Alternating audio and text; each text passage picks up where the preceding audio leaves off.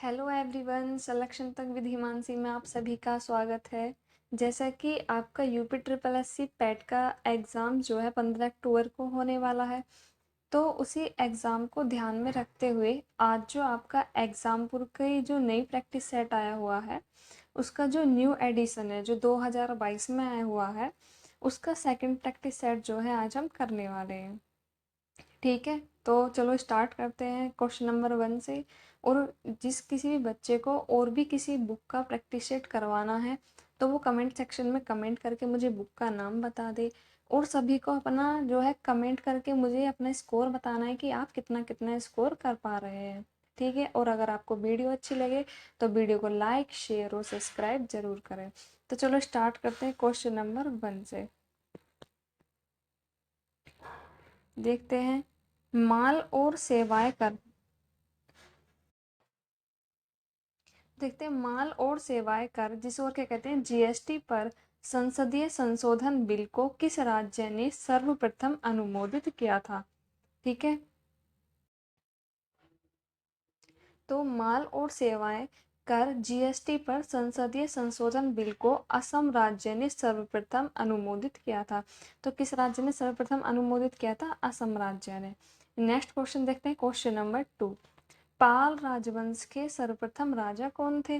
तो पाल वंश की जो स्थापना हुई थी वो हुई थी 760 ईसा पूर्व में गोपाल द्वारा की गई थी। इस वंश ने अपनी राजधानी किसे बनाया था? मुंगेर को बनाया था। गोपाल बौद्ध धर्म का अनुयायी था तथा इसी ने ओदंतपुरी विश्वविद्यालय की स्थापना की थी। इस वंश का जो सर्वाधिक महान शासक हुआ था वो हुआ था धर्मपाल, और इसी ने जो है विक्रमशिला विश्वविद्यालय की स्थापना की थी। तो क्वेश्चन नंबर 2 का राइट आंसर क्या हो जाएगा? गोपाल। नेक्स्ट क्वेश्चन देखते हैं। ऐसे बागवान जहां बिक्री के लिए एक नगद फसल उगाई जाती है उसे के रूप में जाना जाता है। तो उसे किस के रूप में जाना जाता है?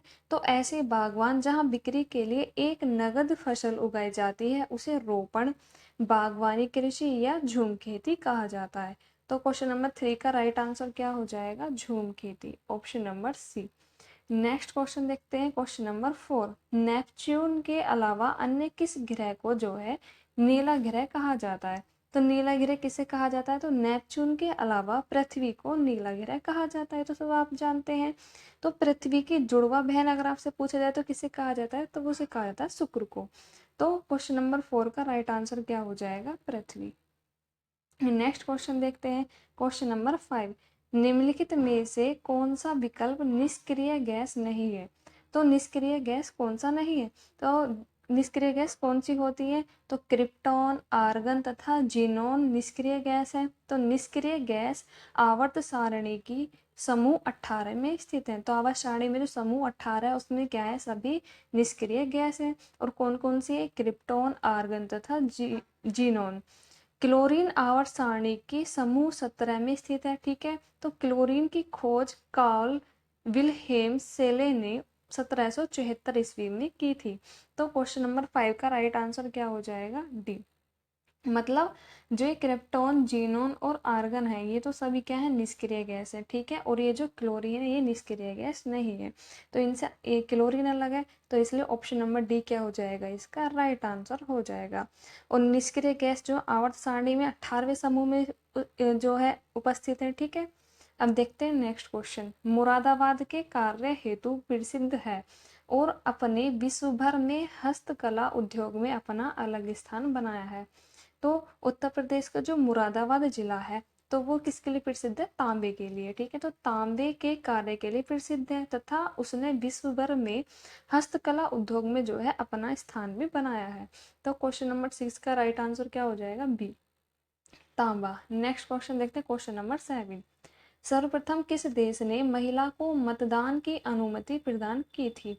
तो किस देश ने जो है सबसे पहले मतदान की अनुमति दी थी? तो न्यूजीलैंड ने सर्वप्रथम 1893 में महिलाओं को मतदान की अनुमति दी थी। तो इसका राइट आंसर क्या हो जाएगा? ऑप्शन नंबर सी, न्यूजीलैंड। नेक्स्ट क्वेश्चन देखते हैं, क्वेश्चन नंबर 8। भारत में जो अली बंधुओं शौकत एवं मोहम्मद अली ने किस आंदोलन का नेतृत्व किया था? तो इन्होंने किस आंदोलन का नेतृत्व किया था? तो भारत में जो अली बंधु थे, शौकत एवं मोहब्बत अली ने खिलाफत आंदोलन का क्या था? नेतृत्व किया था। यह आंदोलन प्रथम विश्व युद्ध के पश्चात खलीफा एवं ऑटोमन साम्राज्य के विरुद्ध लाए गए प्रतिबंधों के विरुद्ध था। ठीक है, यह आंदोलन वर्ष 1919 से 1924 तक जो है सक्रिय रहा। तो आपसे पूछा जाए तो कब से लेके कब तक सक्रिय रहा? 1919 से लेके 1924 तक। और जो है इनका कौन सा आंदोलन था? खिलाफत आंदोलन। ठीक है, तो इसका राइट आंसर क्या हो जाएगा? ऑप्शन नंबर बी क्या है इसका राइट आंसर? खिलाफत आंदोलन।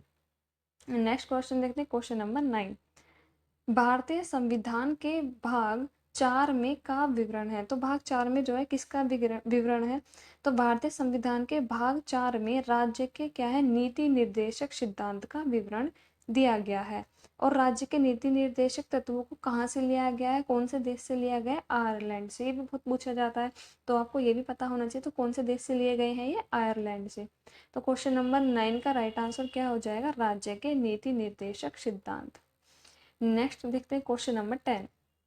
काली मिट्टी को क्या कहा जाता है? तो काली मिट्टी को और क्या कहा जाता है? तो काली मिट्टी को रेगुर मिट्टी भी कहा जाता है। तो ऑप्शन नंबर ए क्या है इसका राइट आंसर।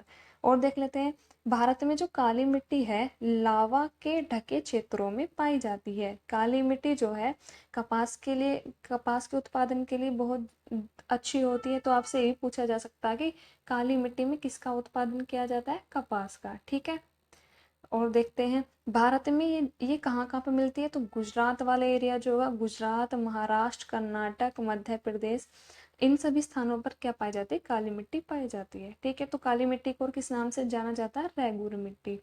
नेक्स्ट क्वेश्चन देखते हैं, क्वेश्चन नंबर 11। सरदार वल्लभ भाई पटेल कृषि और तकनीकी विश्वविद्यालय भारत के उत्तर प्रदेश राज्य के हमें बताना है कि कहाँ पर स्थित है। एक कृषि विद्यालय जो है ये कहाँ पर स्थित है? तो सरदार वल्लभ भाई पटेल जो कृषि और तकनीकी विश्वविद्यालय है ये भारत के जो उत्तर प्रदेश राज्य के मेरठ में स्थित है। एक कृषि विश्वविद्यालय, और ये क्या है? कृषि विश्वविद्यालय। और इसकी स्थापना जो है कब हुई थी? 2002 में। ठीक है, और कहाँ पर स्थित है? मेरठ में। तो ऑप्शन नंबर सी क्या हो जाएगा इसका राइट आंसर हो जाएगा। नेक्स्ट क्वेश्चन देखते हैं, क्वेश्चन नंबर 12। मानव अधिकारों की सार्वभौमिक घोषणा के अनुच्छेद 4 में का विवरण प्रस्तुत किया गया है। तो किसका विवरण प्रस्तुत किया गया है? तो मानव अधिकारों की जो सार्वभौमिक घोषणा है, तो अनुच्छेद 4 में गुलामी से स्वतंत्रता का विवरण प्रस्तुत किया गया है।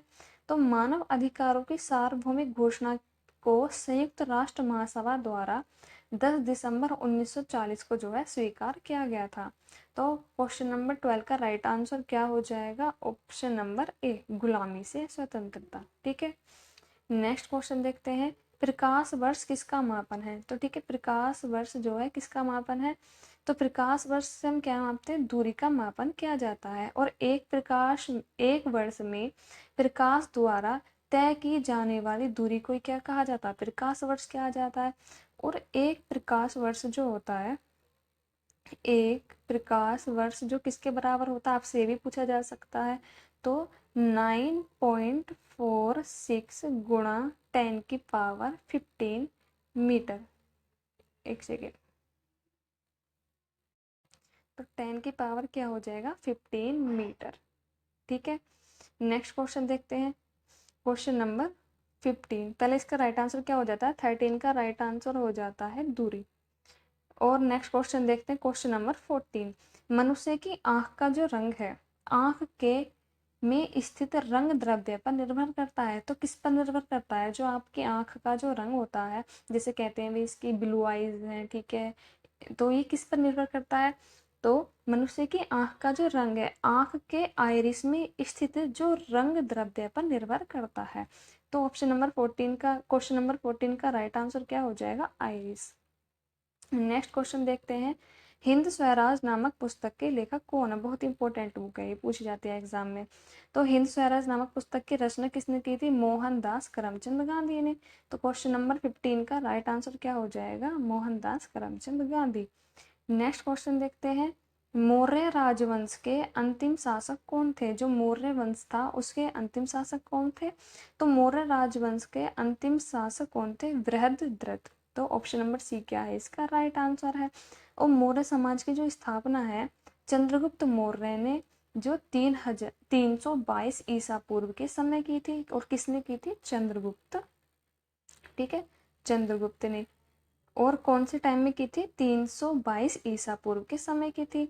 और पुष्यमित्र ने जो है मौर्य राजवंश के अंतिम शासक बृहद्रथ की हत्या कर शुंग वंश की स्थापना की थी। तो मौर्य वंश के बाद कौन से वंश की स्थापना हुई थी? शुंग वंश की। और जो है इनकी जो मृत्यु है वो किसने की थी? तो पुष्यमित्र ने जो है मौर्य राजवंश के अंतिम शासक बृहद्रथ की जो है हत्या कर दी थी। तो क्वेश्चन नंबर 16 का राइट आंसर क्या हो जाएगा? तो क्वेश्चन नंबर 16 का राइट आंसर है ऑप्शन नंबर सी, बृहद्रथ। नेक्स्ट देखते क्वेश्चन नंबर 17। राजा हर्षवर्धन ने में भद्र विहार नामक ज्ञान के एक वृहद केंद्र की स्थापना की थी। तो कहाँ पर एक ज्ञान इसकी स्थापना की थी? तो राजा जो थे हर्षवर्धन ने कन्नौज में बृहद विहार नामक ज्ञान के एक वृहद केंद्र की स्थापना की थी। हर्षवर्धन ने उत्तर भारत पर वर्ष 606 से 647 ईस्वी तक जो है शासन किया था। इसी के शासन काल में जो है ह्वेन भारत आया था। तो देखो पहले तो क्वेश्चन नंबर 17 का राइट आंसर देख लेते हैं कि इसका राइट आंसर क्या है? कन्नौज। ठीक है, क्वेश्चन नंबर 7 का राइट आंसर क्या है? कन्नौज। अब आपसे ये बहुत पूछा जाता है कि भाई जो ह्वेन सांग था, ठीक है, ह्वेन सांग जो था ये किसके समय पे भारत आया था? तो किसके समय पे आया था? हर्षवर्धन के समय पे। ठीक है, अब आप देखो एक क्वेश्चन से और क्वेश्चंस मिलते जा रहे हैं, तो आपको क्या करना है? वन लाइनर अपने पॉइंट बना बना के अपनी कॉपी में नोट कर लेना है इन सबको। नेक्स्ट क्वेश्चन देखते हैं, क्वेश्चन नंबर 18। प्रसिद्ध सूफी संत के वार्षिक उर्स के अवसर पर हिंदू कैलेंडर के कार्तिक महीने में प्रतिवर्ष बाराबंकी में देवा मेला आयोजित किया जाता है। ठीक है, तो हमें खाली सा बताना है कि प्रसिद्ध सूफी संत जो है कौन से हैं वो। तो प्रसिद्ध सूफी संत जो थे वारिस अली शाह के वार्षिक उर्स के अवसर पर हिंदू कैलेंडर के कार्तिक महीने में प्रतिवर्ष बाराबंकी में देवा मेला जो है आयोजित किया जाता है। तो क्वेश्चन नंबर 18 का राइट आंसर क्या हो जाएगा? वारिस अली शाह। नेक्स्ट क्वेश्चन देखते हैं, क्वेश्चन नंबर 19। तो 17वीं सदी के दौरान इब्राहिम आदिल शाह द्वारा लिखी गई कौन सी निम्नलिखित पुस्तक हिंदू देवताओं एवं मुस्लिम सूफियों के गुणगान से संबंधित गानों का संग्रहण है? तो किससे संबंधित है हमें ये बताना है। तो 17वीं सदी के दौरान जो है इब्राहिम आदिल शाह द्वितीय द्वारा लिखी गई किताब ए नवरस हिंदू देवताओं एवं मुस्लिम सूफियों के गुणगान से संबंधित गानों का क्या है? एक संग्रह है। तो क्वेश्चन नंबर 19 का राइट आंसर क्या हो जाएगा? किताब ए नवरस। नेक्स्ट क्वेश्चन देखते हैं, क्वेश्चन नंबर 20। भारतीय वैज्ञानिक एवं भौतिक विज्ञान के प्रोफेसर संगीत के प्रति अपने गहरे प्यार के कारण वर्ष 1921 में लंदन की रॉयल सोसाइटी के समक्ष तार के संगीत उपकरणों के सिद्धांत पर शोध पत्र प्रस्तुत किया। तो किसने जो है शोध पत्र प्रस्तुत किया था? तो देखते हैं कि भारतीय वैज्ञानिक एवं भौतिक विज्ञान के जो प्रोफेसर थे वो कौन थे? सीवी रमन थे। ठीक है, तो सीवी रमन ने संगीत के प्रति अपने गहरे प्यार के कारण वर्ष 1921 में लंदन की रॉयल सोसाइटी के समक्ष तार के संगीत उपकरण के सिद्धांत पर जो है शोध पत्र प्रस्तुत किया था। और जो सीवी रमन को प्रकाश का जो प्रकीर्णन होता है ना, प्रकीर्णन पर उनके किए गए कार्य के लिए उन्हें जो है 1930 में भौतिकी के नोबेल पुरस्कार से जो है सम्मानित किया गया था। और उनकी खोज को रमन प्रभाव भी कहा जाता है। तो ठीक है, क्वेश्चन नंबर 20 का राइट आंसर क्या हो जाएगा? Option number C, C V Raman. इसका आंसर तो सीवी रमन हो जाता है, लेकिन क्वेश्चन एक ये पूछा जाता है कि जो सीवी रमन है उन्हें जो है नोबेल पुरस्कार किस वर्ष दिया गया था? किस वर्ष दिया गया था? 1930 में। और भौतिकी के नोबेल पुरस्कार से जो है सम्मानित किया गया था। और किसके उसके उपलक्ष्य में दिया गया था? प्रकाश के प्रकीर्णन के। ठीक है, और इनकी खोज को क्या कहा जाता है? रमन प्रभाव भी कहा जाता है। और नेक्स्ट क्वेश्चन देखते हैं, क्वेश्चन नंबर 21। एक साधारण उपकरण है जिसका प्रयोग जंगली घास को हटाने और मिट्टी को ढीला करने के लिए किया जाता है। तो किसका प्रयोग किया जाता है? तो जो एक फावड़ा होता है ना, तो अलग अलग स्थानों पर उसे अलग अलग नामों से जाना जाता होगा। तो फावड़ा जो है एक साधारण उपकरण है जिसका प्रयोग जंगली घास को हटाने और मिट्टी को ढीला करने के लिए किया जाता है। एक ऐसा होता है कि लकड़ी का उसमें हत्ती सी होती है और फिर यहाँ पे जो होता है लोहे का ऐसा करके लगा होता है, तो उससे जैसे मिट्टी हटानी हो, जैसे घास हटानी हो, तो उसे उसके काम में लिया जाता है। तो ऑप्शन नंबर ए क्या है इसका राइट आंसर, क्या है? फावड़ा। नेक्स्ट देखते हैं क्वेश्चन नंबर 22। निम्नलिखित में से कौन से मानव रोग बैक्टीरिया के कारण उत्पन्न होते हैं? तो हमें क्या बताना, बैक्टीरिया के कारण कौन कौन से रोग होते हैं। तो बैक्टीरिया से उत्पन्न होने वाले रोग कौन कौन से? टिटेनस, हैजा, टाइफाइड, और जो टाइफाइड को और क्या कहते हैं? आंत ज्वर, मतलब आंतों का बुखार। और क्या होता है? क्षय रोग। तो टिटेनस, हैजा, टाइफाइड और क्षय रोग जो है किससे? बैक्टीरिया से होने वाले हैं। तो क्वेश्चन नंबर 22 का राइट आंसर क्या हो जाएगा? आंत ज्वर। ठीक है, आंत ज्वर को और क्या भाई बताया गया था आपको। अब देखते हैं, तो बैक्टीरिया के कारण हो गए, और यदि आपसे अब कोई पूछने लग जाए विषाणुओं से उत्पन्न होने वाले रोग कौन कौन से हैं, तो अब देख लेते हैं विषाणुओं से उत्पन्न होने वाले रोग। तो एक तो आ जाता है आपका एड्स। एड्स, डेंगू, चेचक, इन्फ्लुएंजा, खसरा, पोलियो और हेपेटाइटिस बी। ये जो सभी रोग हैं ये किसके हैं? ये हैं विषाणु से होने वाले। तो एक बार और रिवाइज कर लेते हैं। एड्स, डेंगू ज्वर, चेचक, इन्फ्लुएंजा, खसरा, पोलियो और हेपेटाइटिस बी, ये किसके हैं? विषाणुओं के। और बैक्टीरिया से होने वाले कौन से हैं? टिटेनस, हैजा, टाइफाइड, और इसे क्या कहते हैं? आंतों का बुखार भी कहते हैं, और क्षय रोग। तो अब देखते हैं नेक्स्ट क्वेश्चन, क्वेश्चन नंबर 23 क्या है। क्वेश्चन नंबर 23 है, राष्ट्रमंडल मानव अधिकार पहल का मुख्यालय कहाँ पर स्थित है? ठीक है, तो हमें राष्ट्रमंडल का बताना है कहाँ पर स्थित है।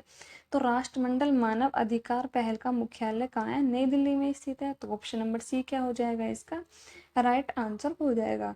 राष्ट्रमंडल मानव अधिकार पहल जो है एक स्वतंत्र अंतरराष्ट्रीय गैर सरकारी संगठन है, और यह जो है दुनिया के सबसे पुराने राजनीतिक संगठनों में से एक भी है। ठीक है, तो इसका राइट आंसर क्या हो जाएगा? नई दिल्ली। नेक्स्ट देखते हैं क्वेश्चन नंबर 24। जो बिम्स्टेक है, बिम्स्टेक एक उप क्षेत्रीय समूह है, ठीक है, जिसमें दक्षिण एशियाई एवं दक्षिण पूर्वी एशियाई के जो है 7 देश सम्मिलित हैं। तो पहले तो ये पता होना चाहिए कि बिम्स्टेक में कितने देश सम्मिलित है? 7 देश। जिसका मुख्यालय, अब हमसे पूछा गया कि भाई बिम्स्टेक का मुख्यालय कहाँ पर स्थित है।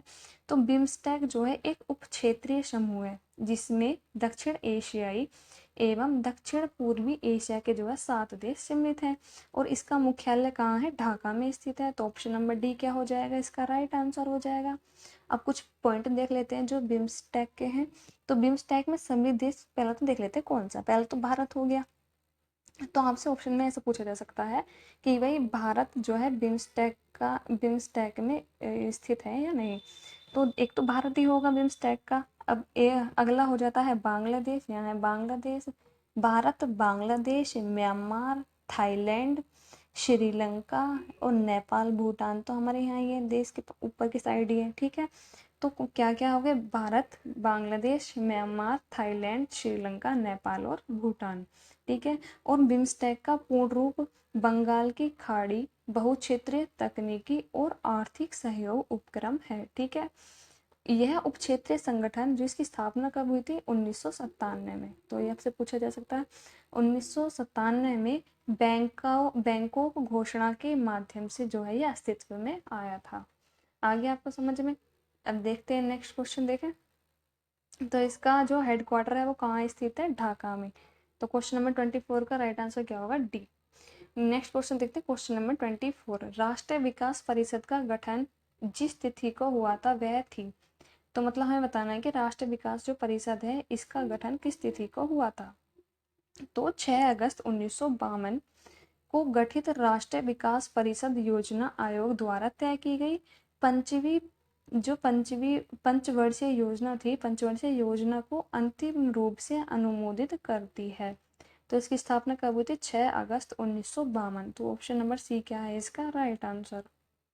नेक्स्ट भारतीय पुनर्जागरण आंदोलन के पिता कौन थे? तो भारत के जो पुनर्जागरण आंदोलन के पिता कौन थे? तो राजा राम मोहन राय को जो है भारतीय पुनर्जागरण का पिता, भारतीय राष्ट्रवाद का जनक कहा जाता है। तो 26 का राइट आंसर क्या हो जाएगा? राजा राम मोहन राय। नेक्स्ट क्वेश्चन देखते हैं, क्वेश्चन नंबर 27। जय जवान जय किसान का जो नारा था वो किसने दिया था? तो जय जवान जय किसान का प्रसिद्ध नारा जो था पूर्व प्रधानमंत्री लाल बहादुर शास्त्री ने दिया था। तो किसने दिया था? लाल बहादुर शास्त्री। तो ऑप्शन नंबर ए क्या हो जाएगा इसका राइट आंसर। नेक्स्ट क्वेश्चन है, यमुना नदी का उद्गम स्थान। तो यमुना नदी का उद्गम स्थान कहाँ से होता है? यमुना नदी यमुनोत्री हिमनद के बंदरपूछ चोटी के पास से जो है उद्गृत हुई है, मतलब वहां से निकली है। तो कहाँ से हुई है? बंदरपूछ से। तो ऑप्शन नंबर बी क्या हो जाएगा इसका राइट आंसर। नेक्स्ट देखते हैं क्वेश्चन नंबर 29। केवल शिक्षित लोगों को ही मताधिकार मिलना चाहिए, इस विचार के समर्थक थे। तो इस विचार के कौन समर्थक थे कि भाई शिक्षित लोग ही क्या कर सकते हैं? मताधिकार जो मत दे सकते हैं। तो किसने कहा था? J.S. मिल के अनुसार केवल शिक्षित लोगों को ही मताधिकार मिलना चाहिए। तो J.L. मिल। तो ऑप्शन नंबर डी क्या हो जाएगा इसका राइट आंसर हो जाएगा। नेक्स्ट है, प्रशासन पर नागरिकों के नियंत्रण का सबसे प्रभावशाली माध्यम है। तो सबसे प्रभावशाली माध्यम कौन सा है? तो चुनाव प्रशासन पर नागरिकों के नियंत्रण का सबसे प्रभावशाली माध्यम है। तो क्वेश्चन नंबर 30 का राइट आंसर क्या हो जाएगा? चुनाव। नेक्स्ट क्वेश्चन है क्वेश्चन नंबर 31। राष्ट्रीय युवा दिवस कब मनाया जाता है? तो 12 जनवरी को स्वामी विवेकानंद की जयंती के अवसर पर क्या मनाया जाता है? राष्ट्रीय युवा दिवस मनाया जाता है। और देश के विकास में युवा पीढ़ी का जो है बहुत बड़ा योगदान भी है। तो ठीक है, तो राष्ट्रीय युवा दिवस कब मनाया जाता है? 12 जनवरी। तो ऑप्शन नंबर बी क्या हो जाएगा इसका राइट आंसर। और किसके जन्म दिवस पर? स्वामी विवेकानंद जी के जन्म दिवस पर। Next question number 32। भारत के प्रथम उपराष्ट्रपति कौन थे? तो पहले उपराष्ट्रपति कौन थे? तो सर्वपल्ली राधाकृष्णन स्वतंत्र भारत के कब थे? स्वतंत्र भारत के पहले उपराष्ट्रपति और दूसरे राष्ट्रपति थे। पहले तो उपराष्ट्रपति हो गए और दूसरे राष्ट्रपति। इनका जो जन्म है वो हुआ था 5 सितंबर 1888 को तमिलनाडु में हुआ था। और इन्होंने वर्ष 1952 से 1962 तक जो है उपराष्ट्रपति का जो है पदभार संभाला था। तो 52 से 62 तो लगभग 10 साल हो गया। तो क्वेश्चन नंबर 32 का राइट आंसर क्या हो जाएगा? सर्वपल्ली राधाकृष्णन। नेक्स्ट क्वेश्चन है, केरल का शास्त्रीय नृत्य है। तो केरल का भी शास्त्रीय नृत्य क्या है? तो मोहिनी अट्टम जो है केरल की महिलाओं द्वारा किया जाने वाला अर्ध शास्त्रीय नृत्य है, जिसमें मोहिनी का अर्थ जो होता है एक ऐसी महिला जो देखने वालों का मन मोह ले। और वैष्णव भक्तों ने इस नृत्य रूप को मोहिनी अट्टम का नाम दिया है। तो क्वेश्चन नंबर 33 का राइट आंसर क्या हो जाएगा? मोहिनी अट्टम। नेक्स्ट, केंद्रीय रिजर्व पुलिस बल की स्थापना कब हुई थी? तो केंद्रीय रिजर्व पुलिस बल की स्थापना कब हुई थी? तो केंद्रीय रिजर्व पुलिस बल 27 जुलाई 1939। कब? 27 जुलाई जो है 1939 को शाही प्रतिनिधि के जो है पुलिस के रूप में अस्तित्व में आया था, जो कि 28 दिसंबर 1949 को CRPF अधिनियम के लागू होने पर केंद्रीय रिजर्व पुलिस बल बनाया गया। तो कब हुई थी इसकी स्थापना? 1939 में। नेक्स्ट क्वेश्चन देखते हैं, क्वेश्चन नंबर 35। भारत का पहला परमाणु अनुसंधान रिएक्टर कहाँ है? तो ये बहुत पूछा जाता है कि भाई पहला परमाणु अनुसंधान रिएक्टर कहाँ पर है। तो पूछा जा रहा है कि एशिया के पहले परमाणु अनुसंधान रिएक्टर अप्सरा का जो परिचालन जो है अगस्त 1956 में भाभा परमाणु अनुसंधान केंद्र के ट्राम्बे परिसर में जो है शुरू हुआ था। तो क्वेश्चन नंबर 35 का राइट आंसर क्या हो जाएगा? डी अप्सरा। नेक्स्ट, निम्न में से अफ्रीका का कौन सा देश एक देश ओपेक का सदस्य नहीं है? तो हमें बताना कि भाई ओपेक का सदस्य कौन नहीं है। तो पेट्रोलियम निर्यातक देशों के संगठन। तो जो पेट्रोलियम निर्यातक जो देश है उनका ही संगठन क्या है? ओपेक। इसकी स्थापना जो थी जो है 10 से 14 सितंबर 1960 में बगदाद सम्मेलन में की गई थी। ओपेक एक स्थायी अंतर सरकारी संगठन है जो वियना में स्थित है। कहाँ पर स्थित है? वियना में। इसका मुख्य उद्देश्य जो है अपने सदस्य देशों के हितों की रक्षा करना, और दक्षिण अफ्रीका ओपेक का जो है सदस्य नहीं है। तो इसका राइट आंसर क्या हो जाएगा, 36 का राइट आंसर क्या हो जाएगा, दक्षिण अफ्रीका। नेक्स्ट, वंदे मातरम को राष्ट्रगीत के रूप में किस तिथि को स्वीकार किया गया। तो वंदे मातरम को जो है राष्ट्रगीत के रूप में कब अपनाया गया था। तो वंदे मातरम गीत जो है बंकिम चंद्र चटर्जी द्वारा संस्कृत में रचा गया था, मतलब लिखा गया था।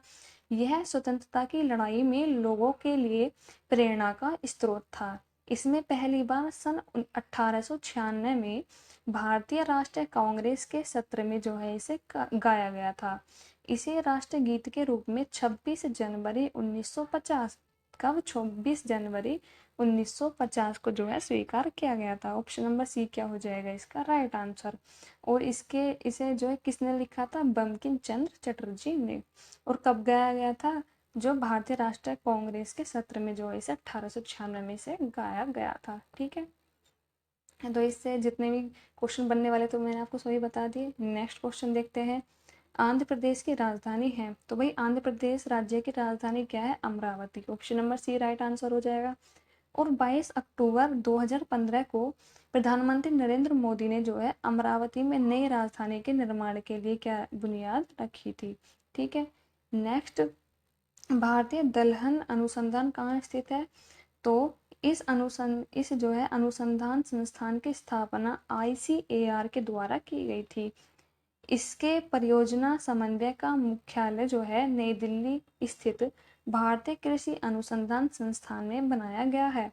वर्ष 1977 में इसको परियोजना निर्देशालय अर्थात दलहन के रूप में पुनर्गठित किया गया है, और इसका मुख्यालय कहाँ स्थित है, कानपुर में। तो ऑप्शन नंबर ए क्या है इसका राइट आंसर है। क्वेश्चन नंबर 40, किस राज्य द्वारा विश्व तंबाकू दिवस जो है तंबाकू दिवस निषेध पुरस्कार जो है जीता गया है। तो किसने जीता है, तो झारखंड द्वारा जो है विश्व तंबाकू दिवस निषेध पुरस्कार जो है जीता गया है। तो ऑप्शन नंबर सी झारखंड इसका राइट आंसर है। किस देश ने टेक्सास स्कूल की शूटिंग के बाद हैंडगन की बिक्री पर प्रतिबंध लगाने का प्रस्ताव दिया। तो किसने प्रस्ताव दिया है, कनाडा ने टेक्सास स्कूल की शूटिंग के बाद हैंडगन की बिक्री पर जो है प्रतिबंध लगाने का प्रस्ताव दिया है। तो किसने दिया है, कनाडा ने। तो ऑप्शन नंबर बी क्या है इसका राइट आंसर। नेक्स्ट देखते हैं क्वेश्चन नंबर 42। FY22 के दौरान ऋण जो है ऋण वृद्धि में PSU ऋणदाताओं के चार्ट में किस बैंक ने शीर्ष स्थान हासिल किया है। तो किस बैंक ने जो है शीर्ष स्थान हासिल किया है, तो बैंक ऑफ महाराष्ट्र ने जो है शीर्ष स्थान जो है हासिल किया है। तो बैंक ऑफ महाराष्ट्र जो है option number C right answer हो जाएगा। गोमती, जिसे हाल ही में भारतीय सशस्त्र बलों की 34 वर्षों की सेवा के बाद हटा दिया गया, को के रूप में शामिल किया गया था। तो इसे किसके रूप में शामिल किया गया था, तो गोमती, जिसे हाल ही में भारतीय सशस्त्र बलों की 34 वर्षों की सेवा के बाद हटा दिया गया है, को यह मिसाइल फ्रिगेट के रूप में जो है शामिल किया गया था। तो क्वेश्चन नंबर 43 का राइट आंसर क्या हो जाएगा, मिसाइल फ्रिगेट। नेक्स्ट देखते हैं क्वेश्चन नंबर 44। FIH विश्व रैंकिंग 2022 में भारत की पुरुष हॉकी टीम का वर्तमान स्थान क्या था। तो वर्तमान स्थान क्या था, तो FIH विश्व रैंकिंग 2022 में भारत की पुरुष हॉकी टीम का वर्तमान स्थान क्या है, चौथा। तो ऑप्शन नंबर डी क्या है इसका राइट आंसर है। नेक्स्ट, अंतर्राष्ट्रीय योगा दिवस जो है वर्ष 2022 का विषय क्या था, योगा दिवस का विषय क्या था, थीम क्या थी उसकी। तो अंतर्राष्ट्रीय योगा दिवस 2022 का विषय था मानवता के लिए योग। तो ऑप्शन नंबर कौन सा इसका राइट आंसर हो जाएगा, मानवता के लिए योग, ऑप्शन नंबर ए। नेक्स्ट, कौन सा उपन्यास अंतर्राष्ट्रीय बुकर पुरस्कार 2022 जीतने वाला पहला हिंदी उपन्यास बन गया। तो भाई पहला हिंदी उपन्यास कौन सा बना है, तो अंतर्राष्ट्रीय बुकर पुरस्कार 2022 जीतने वाला पहला हिंदी उपन्यास रेत का मकबरा। तो ऑप्शन नंबर सी क्या है इसका राइट आंसर है। तो इस इंग्लिश में क्या था इसका, टॉम्ब ऑफ सैंड। ठीक है, तो ये दोनों एक ही है। कभी आप सोचो कि हमने तो टॉम्ब ऑफ सैंड देखा था, ये तो रेत का मकबरा, नहीं, दोनों एक ही नाम है। Next question number 47। किस फिल्म ने कांस फिल्म फेस्टिवल 2022 में ज्यूरिक पुरस्कार जीता? तो ज्यूरिक पुरस्कार जो है किसने जीता? तो जॉयलैंड फिल्म ने कांस फिल्म फेस्टिवल 2022 में ज्यूरी पुरस्कार जो है जीता। तो कौन सी पिक्चर है वो? Joyland, option number D. Next question देखते हैं, संयुक्त राष्ट्र शांति सैनिक अंतर्राष्ट्रीय दिवस कब मनाया जाता है? तो संयुक्त राष्ट्र शांति सैनिक जो है अंतर्राष्ट्रीय दिवस जो है 29 मई को मनाया जाता है। तो 29 मई, ऑप्शन नंबर डी क्या है इसका राइट आंसर। भारत का पहला लेवेंडर उत्सव में आयोजित किया गया, तो ये कहाँ पर जो है उत्सव आयोजित किया गया? तो भारत का पहला लेवेंडर उत्सव भद्रवाह, कहाँ? जम्मू कश्मीर में जो है आयोजित किया गया है। तो कहाँ है Jammu Kashmir? Option number D Bhaderwah में। तो भद्रवाह जो है जम्मू कश्मीर में स्थित है, तो ये वहाँ जो है मनाया गया है। नेक्स्ट क्वेश्चन नंबर 50, राष्ट्रपति रामनाथ कोविंद द्वारा लोकपाल के कार्यवाहक अध्यक्ष के रूप में किसे नियुक्त किया गया? तो लोकपाल के रूप में किसे नियुक्त किया गया? तो राष्ट्रपति रामनाथ कोविंद द्वारा लोकपाल के कार्यवाहक अध्यक्ष के रूप में प्रदीप कुमार मोहंती को जो है नियुक्त किया गया है। तो ऑप्शन नंबर सी क्या वो राइट आंसर है। तो राष्ट्रपति जो है रामनाथ कोविंद तो बदल गए हैं, ठीक है। अब कौन बन गई है हमारे राष्ट्रपति? द्रौपदी मुर्मू। अब देखते हैं नेक्स्ट। अब जो है जो आपका चालू हो जाता है मैथ का पोर्शन। मैथ का जो है आपका 20 नंबर को तो पैराग्राफ आने वाला है। तो मैंने क्या करा है कि आपके जो मैथ का जो पोर्शन है उसकी मैंने एक अलग से ही वीडियो जो है अपलोड कर दूंगी, ठीक है। तो इससे क्या होगा, जो आपके 20 नंबर बिल्कुल आपको ग्राफ पे बिल्कुल ध्यान देना है। अगर मैं इसमें इंक्लूड कर देती हूँ तो वीडियो जो है, तो इससे क्या है आपकी वीडियो जो है वो बहुत लंबी हो जाती थी। तो ठीक है, हम मैंने क्या करा है कि मैथ का जो पोर्शन है उसके लिए एक अलग से वीडियो में उसमें सारे ग्राफ और जो मैथ के 5 क्वेश्चन है ये सभी क्या है उसमें इंक्लूड करूंगी। तो नेक्स्ट पोर्शन देखते हैं हिंदी का। चलो स्टार्ट करते हैं हिंदी के पोर्शन से। तो निम्नलिखित में से उस विकल्प का चयन करें जो लोहे के चने चबाना मुहावरे का अर्थ व्यक्त करता है। तो लोहे के चने चबाना मुहावरे का जो अर्थ क्या होता है? तो इसका मुहावरे का सही अर्थ है बहुत कठिन कार्य करना। तो क्वेश्चन नंबर 76 का राइट आंसर क्या हो जाएगा? बहुत कठिन कार्य करना, ऑप्शन नंबर सी। नेक्स्ट देखते हैं क्वेश्चन नंबर 77। दिया गया है, दिए गए वाक्य में रेखांकित खंड को प्रतिस्थापित करने के लिए उपयुक्त विकल्प का चयन करें। तो हमारा ईश्वर में विश्वास है, तो हमें ईश्वर को हटा के और कौन सा वर्ड यहाँ पे यूज कर सकते हैं? तो यहाँ पे जो वर्ड यूज कर सकते हैं, तो वाक्य हमारा भगवान में विश्वास है। तो इसका जो हम ऑप्शन को चेंज करके क्या रख सकते हैं? तो क्वेश्चन नंबर 77 का राइट आंसर क्या हो जाएगा? भगवान। तो भगवान में तो रख सकते हैं, हमारा भगवान में विश्वास है। नेक्स्ट क्वेश्चन देखते हैं क्वेश्चन नंबर 78। दिए गए वाक्यांश के लिए एक शब्द दीजिए। इसका एक शब्द देना है राजनीति से संबंधित। तो कोई राजनीति से संबंधित होता है तो उसे क्या कहा जाता है? तो क्वेश्चन नंबर 78 का राइट आंसर क्या हो जाएगा? राजनीतिक। नेक्स्ट देखते हैं, रिक्त स्थान को भरने के लिए उपयुक्त शब्द का चयन करो। तो अनाज, तो अनाज फिर खाली स्थान है में उगता है, तो अनाज जो है कहाँ उगता है? तो क्वेश्चन नंबर 79 का राइट आंसर क्या हो जाएगा? खेतों में। नेक्स्ट, सही वर्तनी वाले शब्द का चयन करो। तो हमें सही वर्तनी बतानी है, तो क्वेश्चन नंबर 80 का राइट आंसर क्या होता है? डी। तो ये क्या है आपकी सही वर्तनी है, शुद्धा, ठीक है। अब देखते हैं नेक्स्ट। अब आपके जो हो जाता है गद्यांश स्टार्ट, ठीक है। गद्यांश में देखते हैं अब जो है ये आपका है गद्यांश नंबर 1, ठीक है।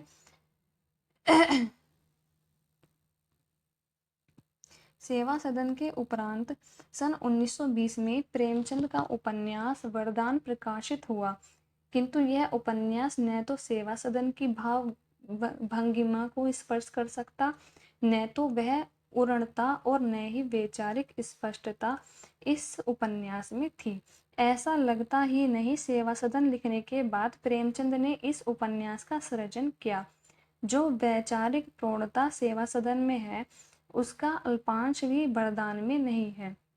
उपन्यास की अधिकांश कथा में क्रमशः क्रमिता बढ़ी ही चली गई है और कल्पना की अतिशयता ने मूल कथनांक को ही अस्त व्यस्त कर दिया है। निसंदेह वरदान प्रेमचंद को एक दुर्लभ कृति है। वरदान के प्रकाशन के ठीक एक वर्ष बाद सन 1921 में प्रेमचंद का प्रेमचंद का प्रेमाश्रम प्रकाश में आया। प्रेमाश्रम में प्राय उन सभी दोषों का अभाव है जिनके कारण वरदान एक असक्त उपन्यास बनकर रह गया था। इस उपन्यास के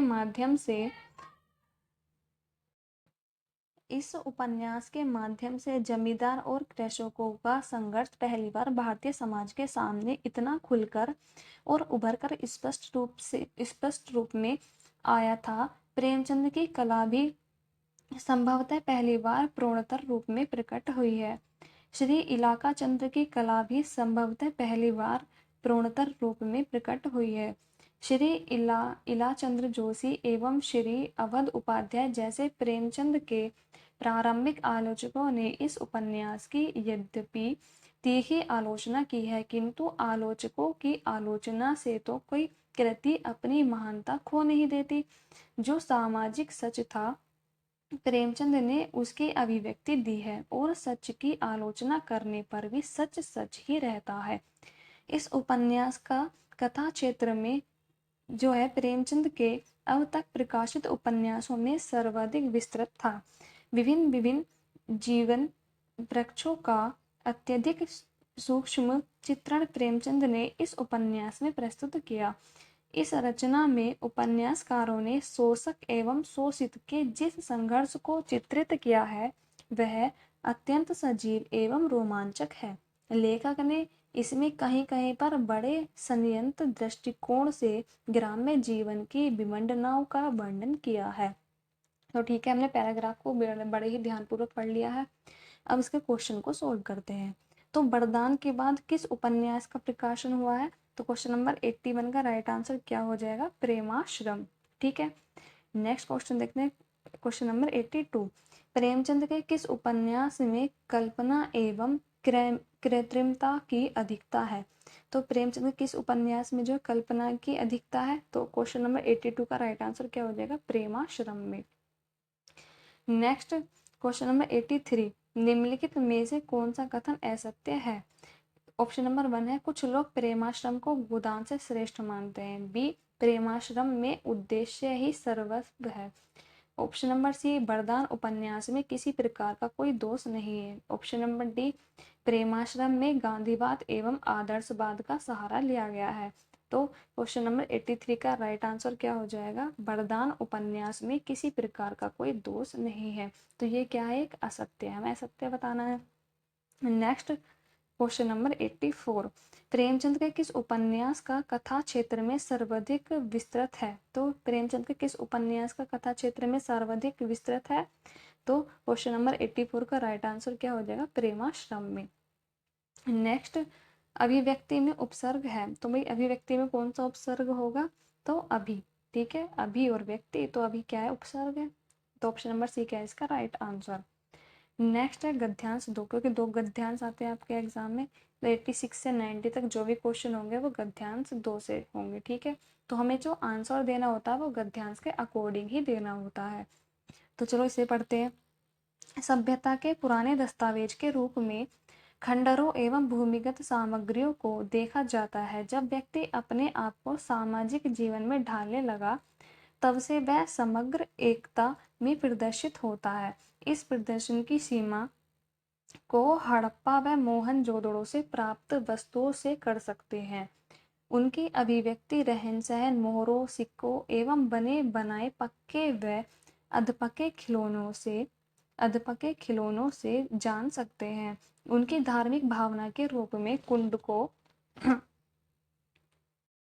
तो उनकी धार्मिक भावना के रूप में कुंड की प्राप्ति हुई है, जिससे उनके धार्मिक संवेदनाओं को जान सकते हैं। लेकिन प्राकृतिक आपदाओं में ढहती सभ्यताओं की कहानी जमीन में धंसे समय के काल को खोद कर देख सकते हैं। इससे इतिहास की टूटी कड़ियों का पता चलता है। इससे यह भी पता चलता है कि कैसे नगरीय सभ्यता के स्थान पर ग्रामीण सभ्यता का विकास होता है। यह वैदिक युग में हुआ और इसी सभ्यता में भाषा की उपलब्धि हासिल हुई, जिसको संस्कृति के रूप में जाना जाता है। वैदिक युग में मानव ने जंगल से निकलकर ग्रामीण संस्कृति का निर्माण किया तथा समाज ने प्राकृतिक रूपों को ही अपने इष्ट के रूप में स्वीकारा, जिसकी अभिव्यक्ति ऋग्वेद के रूप में मिलती है। भाषा की यह वृद्धि केवल भारत भूमि पर ही संभव नहीं हुई, बल्कि विश्व के अन्य हिस्सों में भी देखने को मिलती है।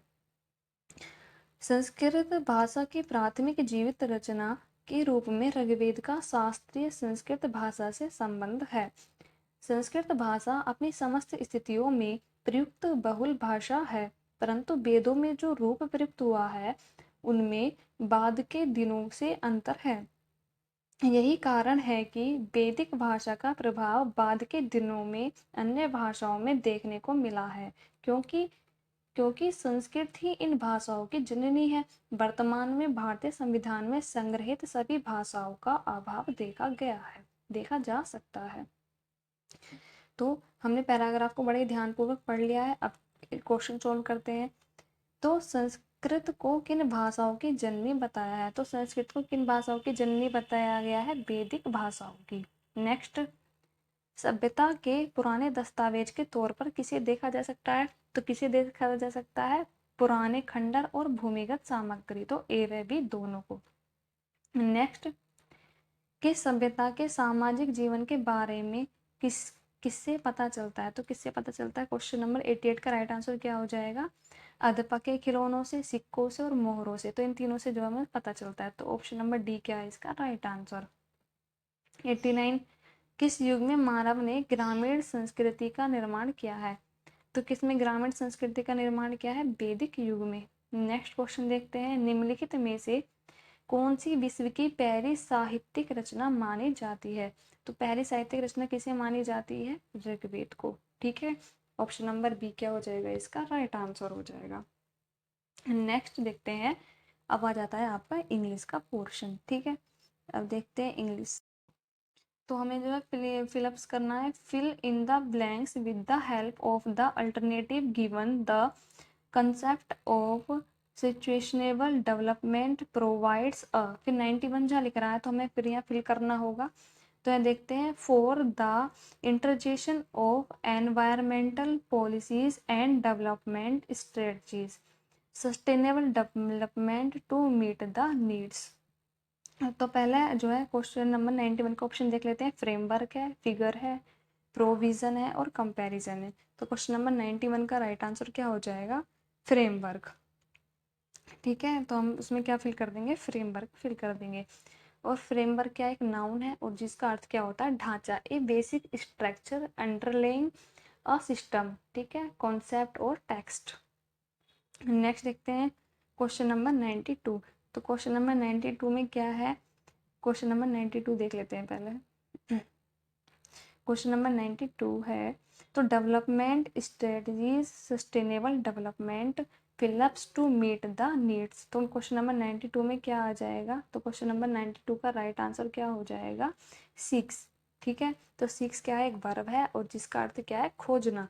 तो खोजने की कोशिश करना, अटेम्प्ट टू फाइंड समथिंग। ठीक है, नेक्स्ट क्वेश्चन नंबर 93। अब 93 यहाँ से देखते हैं, and aspirations of the present without compromising the fill ups to meet those in the future. तो 93 का क्या आ जाएगा? 93 का राइट आंसर क्या हो जाएगा?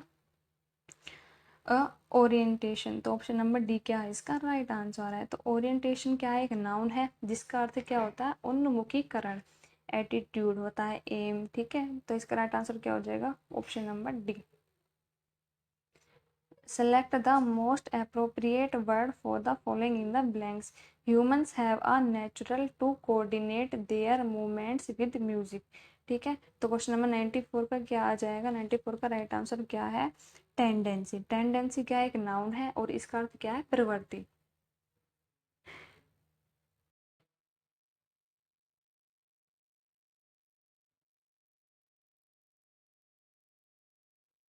नेक्स्ट है, select the correctly spelled verb. तो हमें करेक्ट स्पेलिंग बतानी है। तो 95 का राइट आंसर क्या हो जाएगा? Option number D. ठीक है, ऑप्शन नंबर डी क्या हो जाएगा इसका राइट आंसर है। तो आपको वीडियो कैसी लगी आपको कमेंट सेक्शन में कमेंट करके ज़रूर बताना है। ठीक है, धन्यवाद।